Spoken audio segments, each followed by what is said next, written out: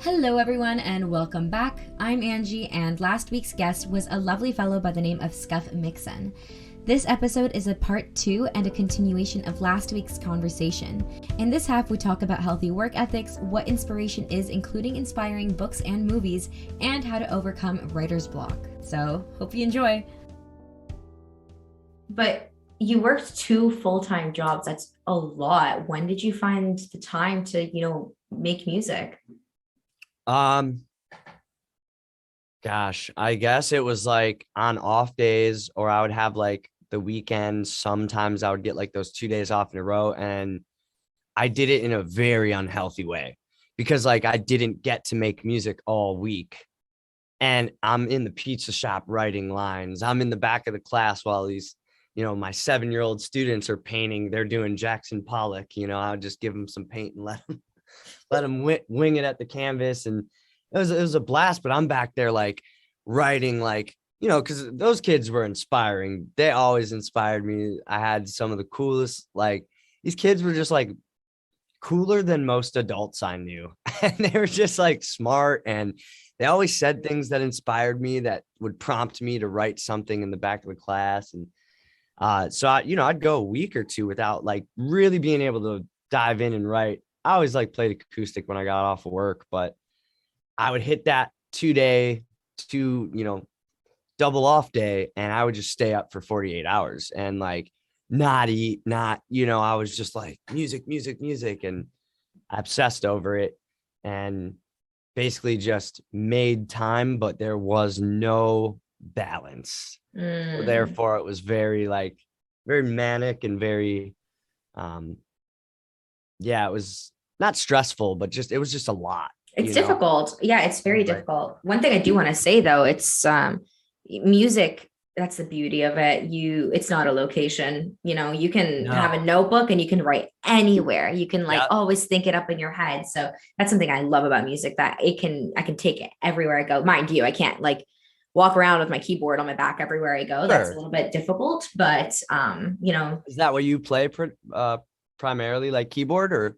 So I've been playing the piano since I was 4 years old, and I finished the Royal Conservatory of Music, which is, I recently found out that it's not really well known in the States, but you're like pulling out the flex and everyone's like, the what? Yeah, exactly. But it's basically like the official conservatory of piano school, essentially. And I loved it and I hated it. And it reminds me of it's something that I say all the time. Piano was my first heartbreak. Truly, it was my first heartbreak. And I don't think that heartbreaks are reserved for significant others. Absolutely not. No, some of my worst heartbreaks was music, literally. Yeah. I feel it. Yes, I had practiced I was going through a phase where I was like, oh my God, no, party and like friends. And then I stopped practicing, and it was classical music. And it was a period of my time where I hated classical because none of my friends could sing to classical. And I can't bring classical to campfire. So I was like angry at the fact that I was playing classical music and I didn't practice much. And ultimately I failed my 10th and final grade. Some time passed and I was like, okay, you know what? I like the piano and I'm right there anyways. I kind of just want to finish it off. So I reignited this love for music. I fell in love. I was like, this piano is an extension of my body. These keys are who I am. It's a part of me. And I would practice 7 hours a day, Monday to Friday, and then 9 hours on weekends every day. Wow. Every day. And I practiced and I loved it. And then I failed. And it was literally the most difficult thing ever because it's an extension of who I am. It's a part of me. It is my soulmate, and it failed me and I failed it. And we deceived each other. And it felt like this betrayal. And it was to the point where, I'd walk past my piano and I wouldn't be able to look at my piano at all. Because I was so heartbroken and I couldn't touch it. I couldn't play it because, again, we had betrayed each other. And finally, finally I sat back down and I was like, let's try this again. And it took everything, I kid you not, everything out of me to pick myself back up and try again, 7 hours a day, 9 hours on weekends, all over again until I finally passed. And it felt so amazing to pass with honors too. I was like ecstatic because I was like, yes, like we rebuilt this relationship. We're Right. back, we're Yeah. going.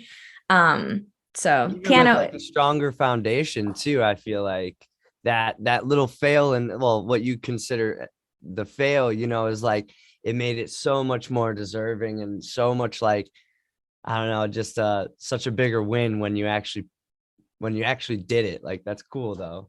I yeah. love And I that. mean, it's really taught me that you can grow and you can get back up. And it took me it took me like 7 or 8 months to even touch the piano, let alone open my Mhm. notes up and try again. Like it took me a long time, Yeah. but I needed that time. And that actually reminds me of an analogy someone once made.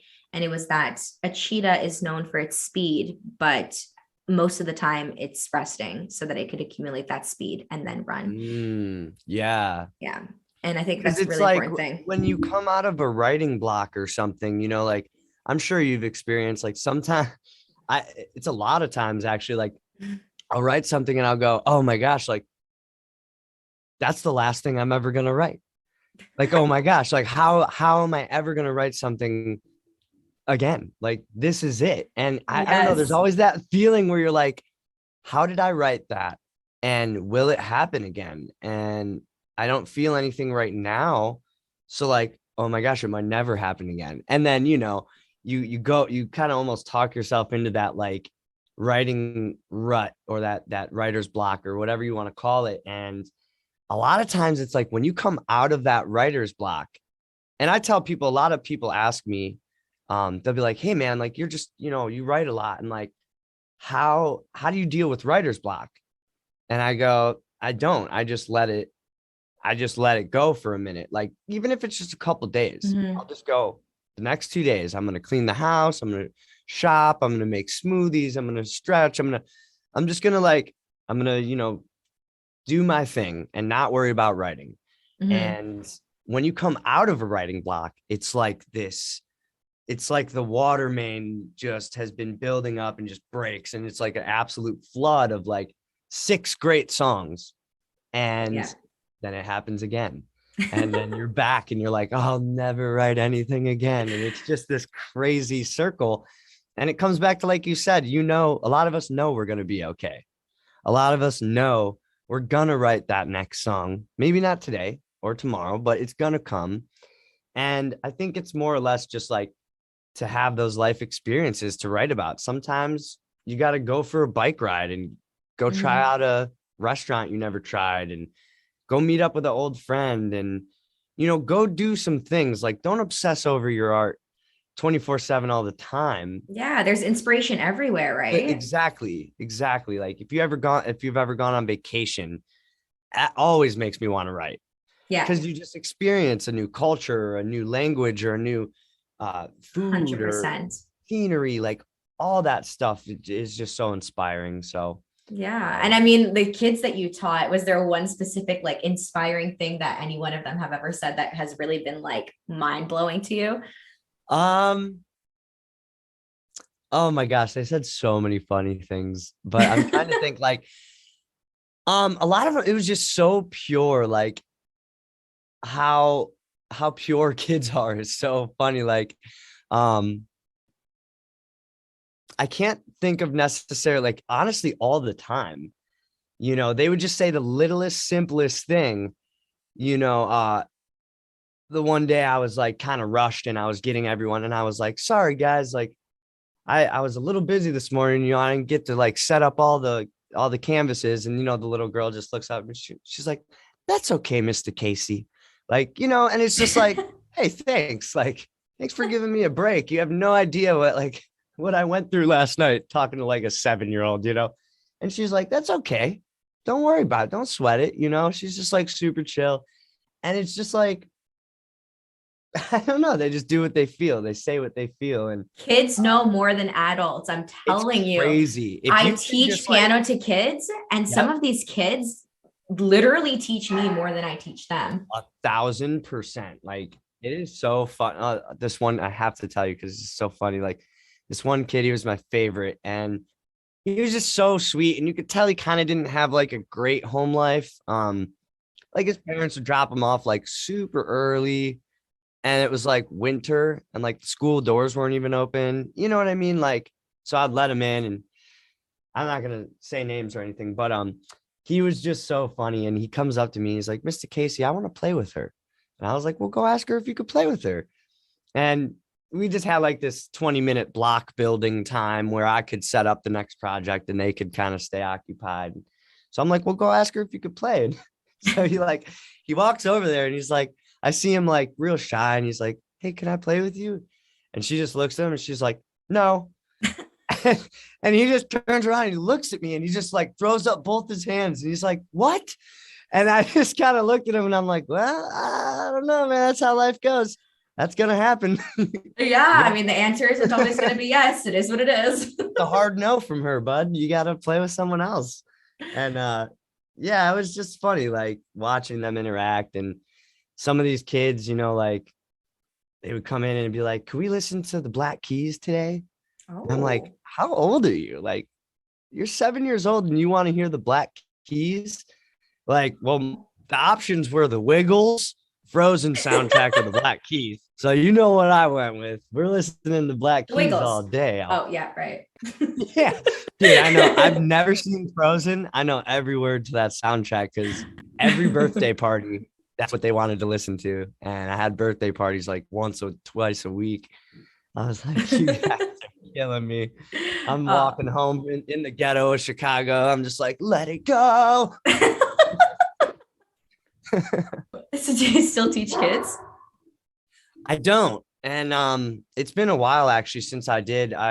When I moved back to Cleveland over 5 years ago now, um, it was just less open-minded. And I have a couple small like hand tattoos. I'm a tattoo artist, so I went with like tattoos kind of. I didn't think I would ever have to worry about uh another profession. But Chicago, they were totally cool with the gauges. I had like just the nose ring. Like there's a couple things that threw off the teacher vibe. Um, but they had no problem with it there. They gave me a 2-week trial and I got some like really nice notes from parents that were, oh, my kids can't wait to see Mr. Casey. And it was just really cool. So I got hired in there. And when I came back here with that on my resume, I was like, cool, I'm going to get a job as a art teacher, no problem. Mhm. And that was just not the case. I went in and they were like, what? They were like, are you kidding me? You have like gauges and nose rings and you just look crazy. And like, they basically just laughed at me and were like, not a chance. I kind of realized like, oh, Ohio's pretty far behind Chicago as far as like just being open-minded and, realizing that I might be a way better teacher than the very clean cut looking guy. Like, you know, uh, those kids love me and I cared so much about them, man. Like, I feel like it is a small void in my life because my mom babysat my whole life. So I grew up around kids and we took care of each other. I had like my actual brother and sister, and then I had like 7 brothers and sisters that were just at my house every day because my mom watched them all. And I don't know, I really liked, um, I just feel like I'm really good at talking to kids. Like I can kind of talk to them the same way I talk to you. Maybe a little like different of a voice, but I don't talk to them like babies. I don't, like Yeah. I really can talk to kids and they just are like, they're funny as hell. They crack me up. The one kid looked at me the one day and he's like, Mr. Casey, you got holes in your ears. I was like, I know. It's like, I don't know. I don't know what to say to that. It's just like, you're right, Greg. I do. Good I do. observation. No, it's interesting that you bring up the notion of appearance because so I'm finishing up my degree in psychology right now, and one of my current assignments is that I'm doing a research on the history of intelligence testing, and I'm not sure if you know much about the history of it, but quick history lesson. No, please. Yeah. Galton, who was Charles Darwin's cousin, came up with the idea of, testing for intelligence, and it stemmed from eugenics. So, I mean, the whole idea of testing for intelligence, just terrible roots. And Sure, yeah. yeah, one of his firm beliefs was determining someone's intelligence based on their appearance, the color of their skin, their hair, their eyes. Yeah. And all these like different physical attributes apparently dictated how intelligent someone was. And, that was years upon years ago. And people are like, oh, yeah, like obviously we've made progress since then. I mean, sure, maybe we made some progress in one way or another, but like, did we? Sure. Did we, if we can't get a job for the way we look?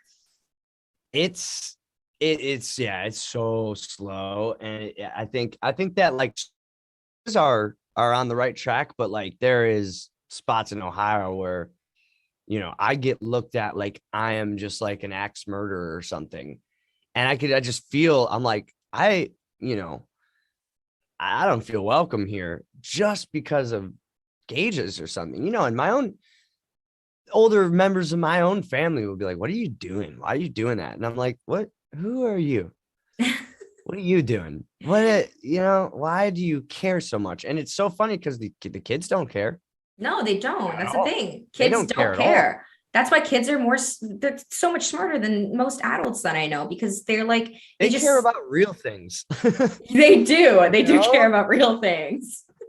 It's like I don't know, like having a good time and playing, and they don't care about taxes.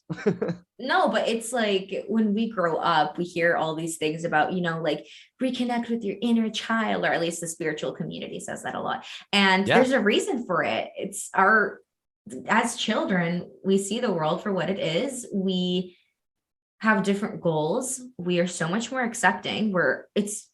For many of us, it's easier to say no or yes as kids. Like that girl, for example, I don't know, like at this point in my life, I'd probably feel pressured to say, yeah, like come play. But sure. This girl was and like, I think no. like I feel that as well in my older age. I do feel like I stick up for things that I believe in, for sure. Like I'm the nicest person. I'll never screw you over, but I'll slap a racist for sure. Like I you should deal with, as a last resort, but I will open-handed.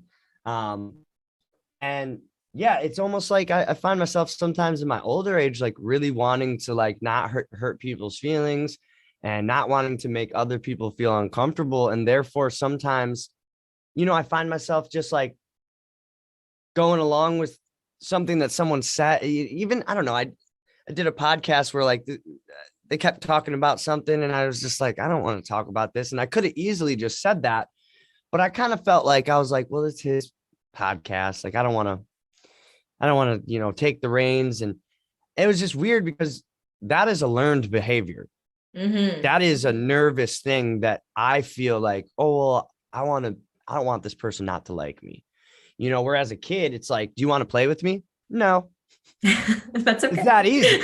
And it's just like in 30 seconds, that kid was over it, and it's just like, we lose that ability to just be, to not worry about what everybody's going to think all the time. And, I think that takes away from sometimes who we are and what we are. And it disappoints me when I feel myself do it, like if I flick someone the bird on the, on the freeway, because they put my life in danger, I still feel bad. I do it and I go, I should have given him a thumbs down. Yeah. No, a thumbs down. Just like a, come on, man. No, and it's interesting that we're having this conversation, just because I find that creating music actually brings us back to that. This is what I'm feeling, and I don't care what you think, Exactly. So. And it allows you to, I always said, as an angsty teen, I was like, if you listen to my music, you would understand me. And honestly, it's like something I could say today. I wouldn't, because I'm not that petty, and I'm not arguing with my mom these days saying, you don't understand me, mom, just listen to my music. And But it is something I could say today because I feel like, you know, I'm a very open, honest person. I talk about my feelings. Like a lot of people are like, you say I love you to your guy friends like a lot. And I'm like, yeah, because I love them. And it's, you know, I'm just a very open person like Mhm. that.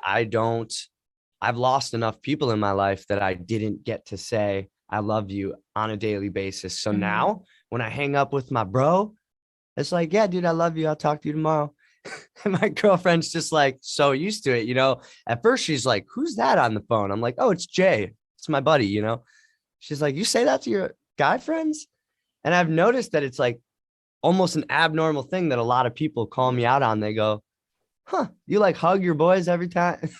But that's Absolutely. so Yeah. sad. I wish that more people were accustomed Yeah. to saying I love you and to hugging people and to showing affection. Like that is not Dude, reserved for a significant other. absolutely not. Every time we hang up the phone, my friend will say, all right, I love you, brother. It's like, I love you too, man. Talk to you later. If I don't say it, he'll say it. It's just like, it's this thing that we all understand. And like, I don't know, that alone can cheer me up if I'm having a bad day, you know, Mhm. just hearing my boy Jerry be like, I love you, bro. Talk to you tomorrow. I'm like, God, I love you too, man. Good job, Jerry. Yeah, you know, shout out to Jerry, my boy. He's always been there. But Well, it sounds like you really surround yourself by with a good support system. I think that's really important. yeah, that's something my dad always, that was like my dad's biggest thing. He was like, if you are a good friend and you have a couple, he's like, if you have one friend that you can trust with your life, that you can trust with anything, like you are so lucky, you have no idea. And, you know, I feel like I have a nice little handful and Mhm. um they've been around forever. That's the thing that really like throughout my life, people I meet that meet, you know, Billy and JR and Jay, you know, all these Tyler and all my friends, like they're like, we tell a story from when we were 14, you know, and they're like, they're like, you guys have been friends that long? And you start to realize like a lot of people don't have that. So I do feel really lucky to have like people in my life that have been there, that knew my dad, that were there when he passed, that were there when my sister had a baby, were there when I got my tooth knocked out because, you know, I can't shut up and I tried to stick up for myself. And all my friends have been there through so much that it's just like We're like a puzzle of all these people and all these yeah, different experiences. absolutely. And we've all like helped each other grow so much and we've all had our own things. And, you know, my friends have told me like, hey man, this is not the right way to go. Like you're doing dumb stuff. You can't deal with things this way. And thank God I had them around to tell me that. You know, you don't surround yourself with a bunch of yes men, a bunch Mhm. of yes people that and know that you can do no wrong in their eyes. Cause that you got to hear out your friends and usually, you know, there's this study, which I don't know if you've heard of it. I feel like you would probably know a lot more about it than me, but it's, I believe it was a Harvard study that they said that there's probably at least three people in your life that know you better than you know yourself. Wow. And it's basically because, you know, we come up with this perspective of ourselves and it's Mhm. almost impossible not to, but your friend can say so much easier from an outside perspective, like, hey, you don't seem all right. And they might know that you're hurting before you even know you're hurting. Oh, yeah, 110. Like I come It's downstairs wild. sometime. It's scary. I can Yeah, come they'll say it. downstairs They'll be like, "Are you sometimes. okay?" And you're like, "Yeah, I'm fine." And like, obviously you're not because you just got really offended. Like I've done that where I'm just like, "No, I guess I'm not okay." Actually, you know. But just continue. So sorry. No, don't be sorry. I was just gonna say, like, sometimes I'll come downstairs and I don't even say anything. Before I even enter my kitchen, my sister's like, what's wrong? And I'm like, nothing. Why? Why? Like, well, I never said something was wrong. Why would you think something's Right. wrong? Today was actually a great day. Why? What's up? I feel it. My girlfriend, she is so not a morning person. She'll be like, she'll get up and I'll be like, "What's wrong?" And she's like, "What do you mean? I just woke up. Nothing is wrong." And then like, you know, she wakes up and she's like, "I don't know. I just had a headache and I woke up." And I'm like, "See, I knew something was wrong." Like, but it is weird. Like it is so hard for us to see ourselves as we are. Mm-hmm. And that's like just looking in the mirror and being like very self-aware, and all that stuff is tough to do. And it all comes back to like writing things down. And It's I think that true. helps so much, so much. Yeah, and like a huge philosophical question that was debated for a very long time was, what does it mean to be you? And one of the things that I love that I Mm, learned from my philosophy class way back when was that there is so many different versions of yourself. And so when someone says something about you, like your close friend acknowledges something about you that you don't even know, well, it's because your friend knows you in a different way than you know yourself. And that is how there's not just one version of you out there. There's an infinite amount of yous right. out there. Yeah. And that's like such a like, I don't know, for lack of better terms, just like a trippy thought. But it absolutely is true. Like you are not the same person to anyone that knows you, Mm-hmm. and I think that I'm someone like, have you ever met people that are very like, I was going to say moldy, but that's not the word I'm looking for, but like people that mold to their surrounding. You know And what? it's I like knew what you meant before you moldy even. people. No, I actually like I thought of like someone who fits into a mold more than I thought of I'm moldiness. glad your So head went there instead of like, yeah. yeah, like a moldy, cheesy person or something. Uh, but yeah, it's like, I think that I'm very much the same in any environment and around any people with different interests and like whatever. Like I pretty much always the same. I do have friends that like, get me a little like we get a little wild together or something. Like we work off each other's energy. But Mm-hmm. excuse me. But yeah, most of the time, I feel like I'm very much the same. And I see people sometimes like act very different around other people. And I just go, wow, that's a totally different Joe Schmo than I know. I've Mm-hmm. never Yeah. seen Joe Schmo do that or whatever, and it's just strange. I think that that's just such a bad I think that that's such an unhealthy thing to do, because imagine how much energy you're wasting trying to be something you're not.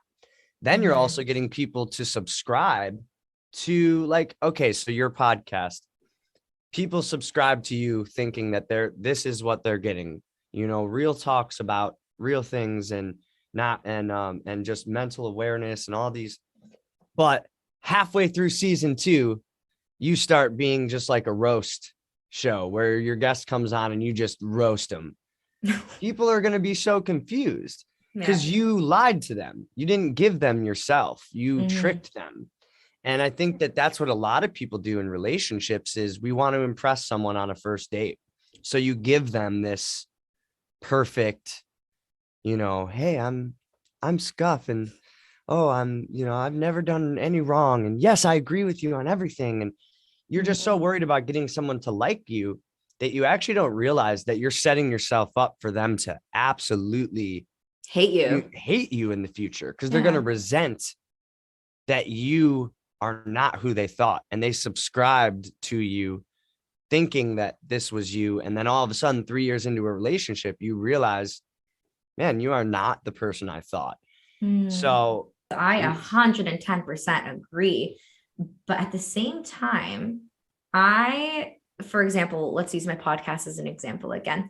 I think that I make jokes sometimes and I'm a very humorous person and I can be roasty. I don't bring that into this podcast sure, because yeah, like that is like this podcast is one trait of my personality, but like my sure, roasting absolutely. or like my joking is another trait that I just don't bring into this. So it's interesting when we talk about this conversation, just because it's like, I mean, what if they were what if we like rephrase it and it's like, I'm just showing you one of my faces, but we're not compatible with the other faces that I've got? Because I mean, we Yeah, have layers. Humans have so many layers to them. yeah, So, yeah, that's where I'm like, yeah. I like that thought process too, to like slow me down and be like, well, that doesn't I think it could be opposites attract. I think it could be, you know,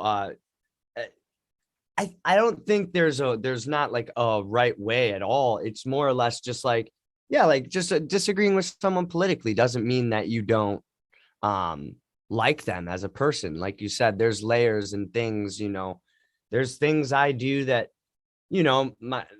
my girlfriend might not uh like I'll read her a poem and she's like, that's cool.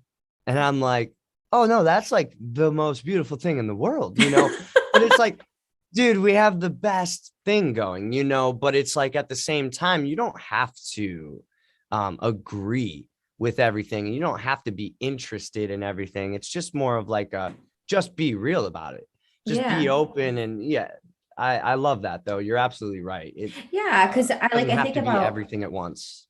yeah, because I think about myself with my friends, and I think that I have something to offer different to each one of my friends, and they have something different to offer to me. Each one of them is Hmm. very, very different. My friendship with one friend is vastly different than my friendship with another friend because I Absolutely. mean, we have layers. So, this layer is compatible with you, and then this layer is compatible with you. And I think that's a beautiful thing, Hmm. the fact that we're not one face. We don't have one face. I don't want to say we're two-faced because that sounds terrible, but Yeah, yeah, yeah. No, but it's not one dimensional. It's just exactly. there's so many parts, and you click with different, like I have my buddy who's a poet. So of Mhm. course when we get together, we have a beer and we're reading each other our favorite poems and things that we wrote. I love Whereas that. like, yeah, like whereas my other buddy, like he wouldn't want to do that, but like he would definitely want to play some badminton in the backyard, so like that's what we do. And I think that playing that having like, you might be a healer to one of your friends, whereas another friend you're a motivator, whereas another friend you're there, Mhm. and you play different roles in your life for different people, just as you're a daughter to your mother and you're a sister to your brother, and Mhm. there's different roles and different times when things are um like appropriate. Like I don't show my grandpa Magnificent because all it's gonna take is for him to hear how fucking ignorant, and he'll be like, oh, what? So like, to my grandpa, I I am not I'm not who a lot of I'm not the same person to him that you see even. Mhm. Yeah, um so 100%. yeah, it's very strange. I don't know, it's a cool thing though. I think that kind of gives you variety in your life. What if all your friends were just kind of different versions of the same people? It'd just be like kind of weird. It'd be like being friends with a bunch of yourselves. Like, Yeah. that's my favorite part about my friends. I have in my five best friends, I have, a singer, a guitarist, a professional magician, an EMT firefighter. Like we are vastly different. And I think that's what makes my friend group so like beautiful, because we all do such different stuff and we all have such different passions. Mhm. And we just it's like our own little world with each other, Yeah. and a balance of that. And I And just it's think the it's really very cool. thing that contributes to your own growth and your own development and your own like many dimensional being. Like we are Yeah. so much more than just one thing. So I think that's really Yeah. great. It's like you said with the mosaic of people. I like that a lot because younger, I don't know, I was a skateboarder, so I had a lot of like run-ins with cops, nothing like serious, but they would always just be like, what are you kids doing here? Get the hell out of here. And like, I don't know, it was I forget what shit. I forgot where I was going with that. It was oh, this cop said to me, he goes, he's like, you are who you hang with. And it made me so mad because I had some friends back then that, did a lot of like, I was always the nervous one. I was like, we shouldn't skate in there, guys. And everyone was like, dude, it's fine. We do it all the time. And then we would go skate in there. And then I would be in the back of the cop car, like, I didn't even want to go, officer. And like, he's like, like, well, you are who you hang with. And I always thought that was bullshit. But in a sense, it is not, because, you know, since I have gotten rid of people that I just felt, I don't really like the word toxic, but it's an absolutely appropriate word, and it works for a lot of things, and it's very real. But just people that I felt like I have to know that I can stick up for my friends with 100% fact, knowing that they would have never done something that I couldn't stick up. You know what I mean? Like, Hmm. I know my friends are good people. Yeah. So if someone said something, I could without a doubt say he would never, or she would never do that. That's 100% false. And I felt like I was getting to a point where there was just people in the skate world back then that were just kind of, I don't know, and I couldn't trust them. And that when that cop said that, it kind of stuck with me. And I started, as I got older and older, into my 20s, I started kind of keeping people at a distance and saying, hey man, I love you, dude. I wish you the best, but like, that's the best I can do right now. It's okay to You're, grow apart though. That's like, I think that yeah, people kind of overlook that often. It's okay to grow in different directions. Like I've lost yeah, friends. Well, I mean, I guess we walked away from each other, and I can still proudly say that I wish those friends the very best. We're just not yes. compatible to each other anymore, and that's okay. Yeah, I've gotten rid of a lot of that like anger, even friends that have done me really, really wrong. Um, and they've contacted me and they have said sorry. And I've said, hey, I appreciate that. And I wish you all the best. You know, the answer to your question, can we meet up and hang out, is no, man. But I really appreciate you reaching out. Like I just, we're going our separate ways, and that's that. And yeah, that's not easy. Boundaries are not easy to set, but you have to do it, because otherwise that's when you get into situations that are, you got to follow your gut. All that, Yeah. another cliche, follow your gut. If you feel like it's not the right thing, it's probably not. Um, it'll prove you right 99% of the time. I'm So just waiting for you to release a song just with cliches. I have it's hilarious. I had like this note. It was like so bad though. It was like every Dan ain't the man, every stand don't have a plan, every and I was writing it like, this was literally like weeks ago, and I went, yeah, we're gonna go ahead and chalk that one up to a loss. And I kind of just, that's just one of those notes I'll look back on in 5 years and go, what? But I did have a very cliche song that I wanted to joke about cliches. You never know. If I find the right way to do it, Yeah, it's I'll true. And hit I you mean, up. even 5 years from now, 5 years from now, too. I mean, sometimes I look at notes from literally when I was 12 years old. I listened, like, I read some of my music when I wrote when I was 12, and I was like, this is, Oh, do you know any lines? Can you remember a 12-year-old song line off the top of your head? it's a great question. I know you could pull one out. I think just the line was like, what are you going to do when the world comes for you? Like, are you going to back down, Oh, or are you going to like stand up? And it was like that kind of song. Okay, honestly, the music that I wrote when I was 12 can she's truly be spitting. honestly, that music can be in like a Disney movie or something. It was cheesy, but it was cute. It was Heck legitimate, you yeah. know? No, hey, there Disney movies got some bops. The volcano song, and was it Moana? My girlfriend plays that sometimes on ukulele, and I'm like, that song slaps. I lava you. Have you ever heard that? I haven't. Oh, I it's really so want. good. So it's like two volcanoes singing to each other, and he's like, I lava you. It's just so funny. It's a banger. You gotta check it out.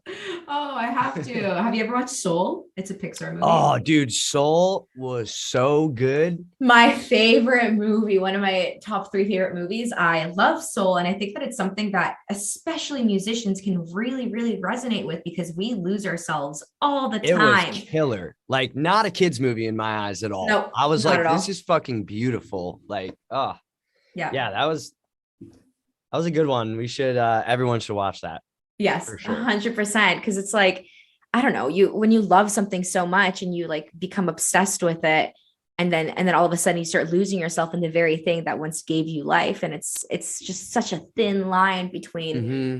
obsession and love and passion. And it's like, oh, it just conceptualizes that so well. I love Yeah, Soul. that movie. I loved it so much. This is so embarrassing.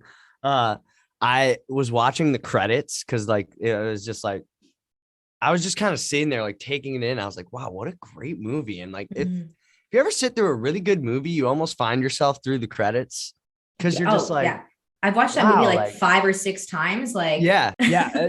Oh, dude, now that you said it, like that is an absolute it's the most rewatchable Pixar movie in a long time. I really like I really love animated movies. My favorite one is Paranorman.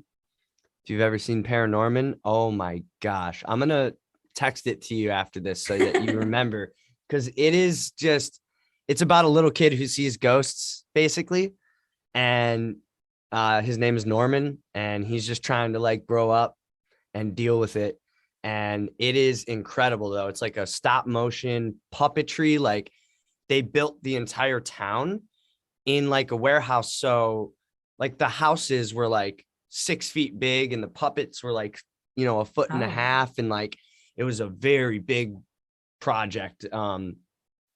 It just looks amazing, and the characters are amazing. It's really lighthearted, but it's got that like dark aspect, like this little kid who sees ghosts and he's all messed up and everyone thinks he's a weirdo, and it's just amazing. So put it on the list. Paranorman, you would love it. It's not DreamWorks, I forget who it is, but it's a great one. Great movie.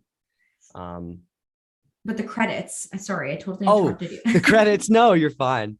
So I found myself sitting through the credits and like I was like creeping on Instagram, like finding people that did the music, and I added them on Instagram and messaged them and was like, hey, I know that you were just that you did this specific part of this movie, but I just wanted to say that it was incredible, and like all of your efforts together made such an amazing movie. Nobody replied to me. I sent this to like 12 people that worked on Soul that I found straight up I just typed their name into Instagram, and then it would say like works at Pixar, and I was like, oh, that's him.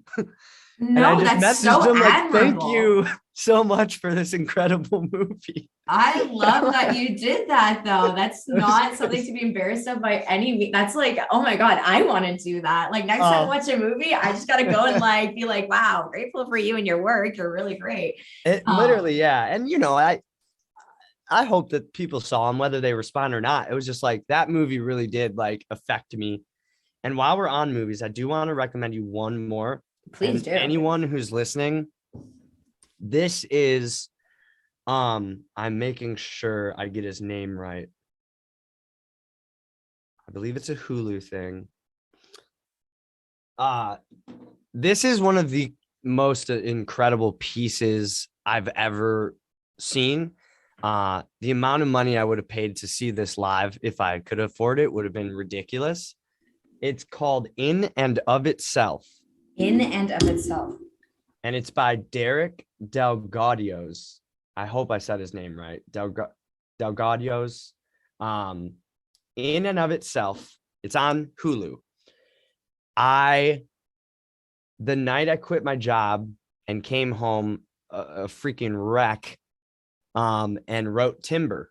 Mm-hmm. Legitimately came home, and my girlfriend worked there as well. And I texted her and I said, hey, I have to leave. Like, we were both doing really not good there. And she was like, okay, just pick me up in the morning. I was like, I got you. I can't do it tonight. I got to go. Excuse me. I went home, turned on Hulu just to like chill and like watch something, mind numbing, something to just take my mind off of the fact that I quite possibly just quit my job. And this had released 2 minutes into me being home. So it popped up and I was like, oh, what's this? So I looked up the guy and he put up the post 2 minutes ago. He was like, In and of Itself is finally available on Hulu. And I was like, oh, this dude's like a writer. I was like, what is this? Like, do I want to watch this right now? And I watched it. I bawled my eyes out, like a super good cry though. Like, it is so well done and so beautiful. It incorporates magic, performance, like art, storytelling, comedy, absolute like crowd engagement. And it's just one of the most beautiful pieces in the world. And for your show, it really does deal with so many mental things. I don't want to give too much away because there's a lot of really cool surprises in this. And so I went and picked my girlfriend up from work brought her home at 6 a.m. because we worked third shift, and I watched it again with her. I was like, you have to watch this right now. Like, this changed my whole.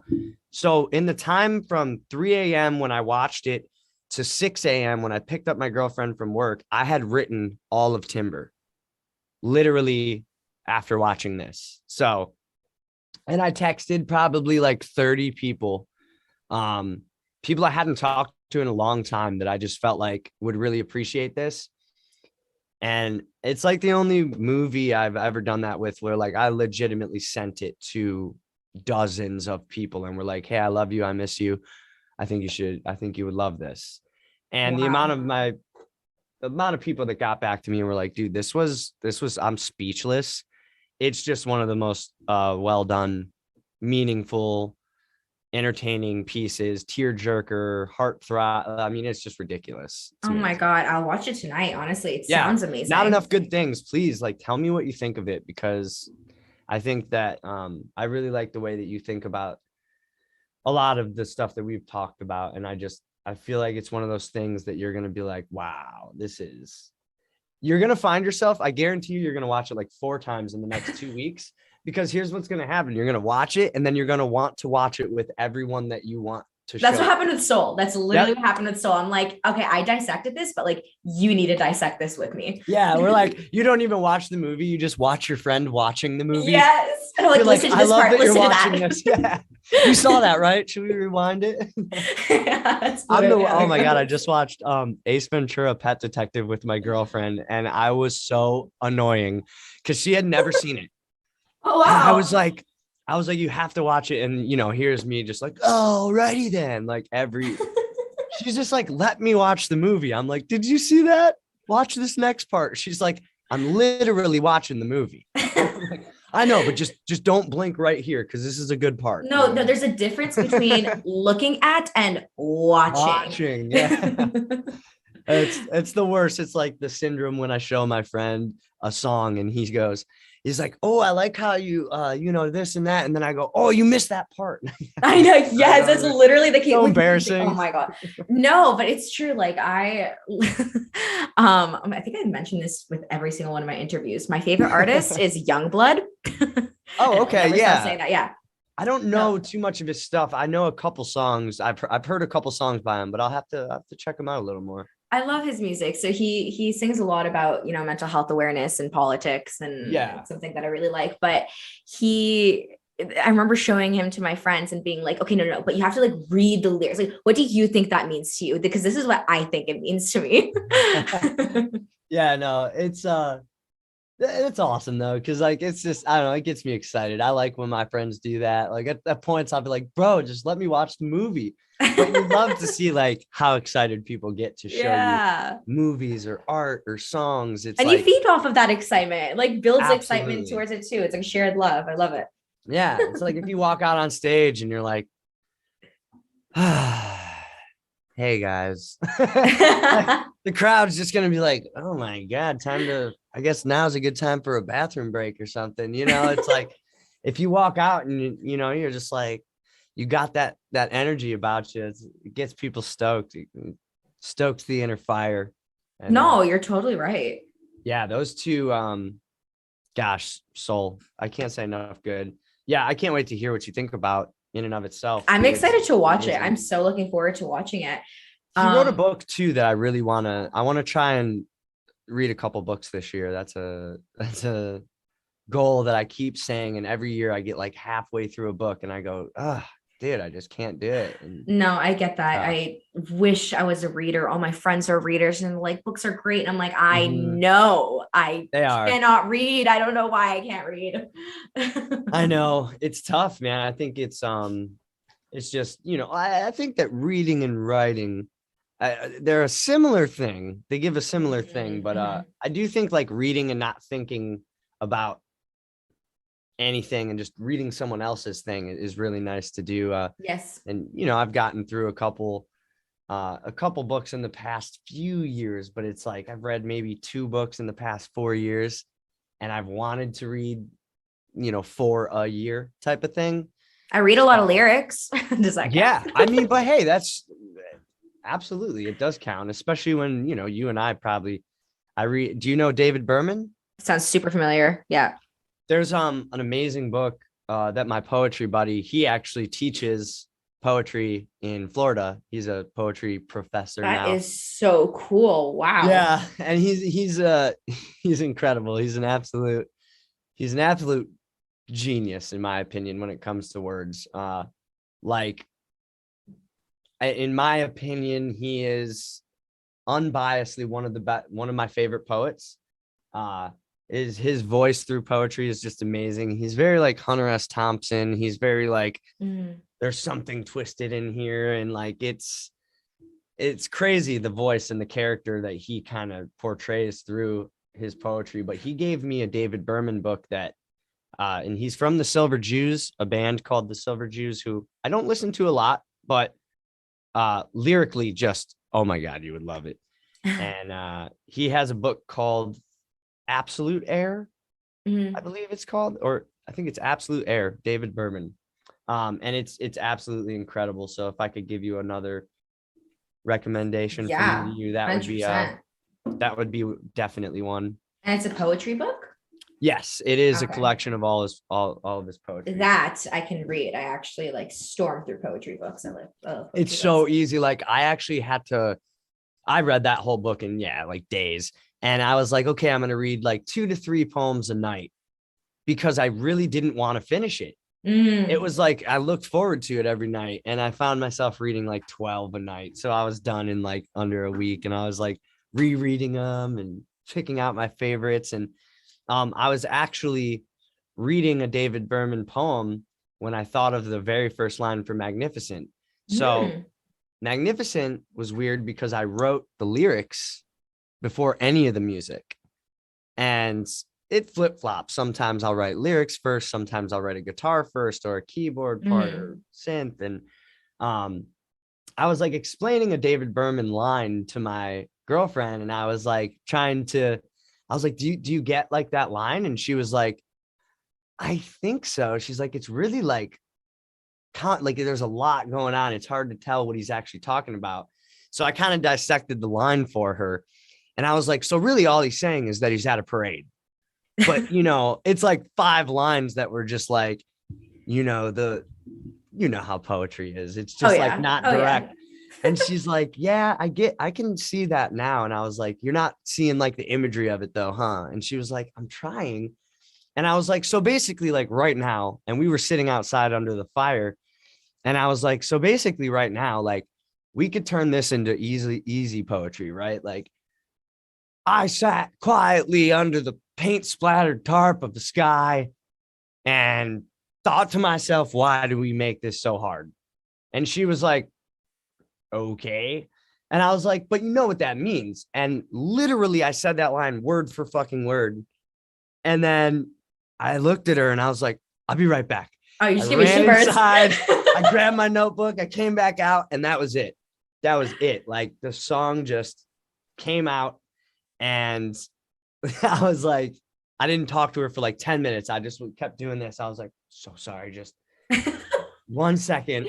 But musicians know that feeling when you're like, and you're like, okay, I just need quiet because it's right there, and I just need to like write it out or forget it. Exactly. And luckily, like she's so good about it. She understands now. Like she'll just like pull out her iPad and start drawing, or she'll just hang out and be like, okay, yeah, do your thing. But that song like came out of thin air from reading one of his poems and then trying to describe it to my girlfriend by making a really bad metaphor off the top of my head that actually ended up sticking. But also being great. Like, God, I kind of like that. I was like, oh. No. And that's exactly what art breeds art. Like literally we are so inspired by other art that we like want to tell other people about it. And we're like, okay, but like, look, this is what they mean. And then all of a sudden you're like, whoa, I can write about that. Yeah, absolutely. Like there's certain times you realize what something's about and you're just like, oh my gosh, it gives you that like M. Night Shyamalan twist. Like right when you think, it's about, it's just, I don't know, it's really exciting. And I think that, I just wanted to give a couple recommendations to you after talking to you. I'm like, oh my gosh, you would love these. Like, I think you would absolutely love them. I think I would too. Honestly, I'm going to explore everything that you told me between Paranorman in and of itself, as well as the David Berman thing. Amazing. You nailed it. Yeah. Amazing. Yeah. I will say, I think it's time for us to wrap up, given that it's almost been 2 hours. Yes. Thank you guys so much for listening to this episode. This episode is actually the last interview of season 1, but next week there will be a wrap-up episode. Season 2 is well in the works and coming out in a couple of months, so stay tuned for details in regards to that. You can follow us on Instagram at Music Mentality with Angie for updates, and there are just so many great guests lined up for season 2 and amazing things planned. I'm so excited, but the details for that are saved for another day, so we'll keep it for then. Thank you again for listening, and see you next time.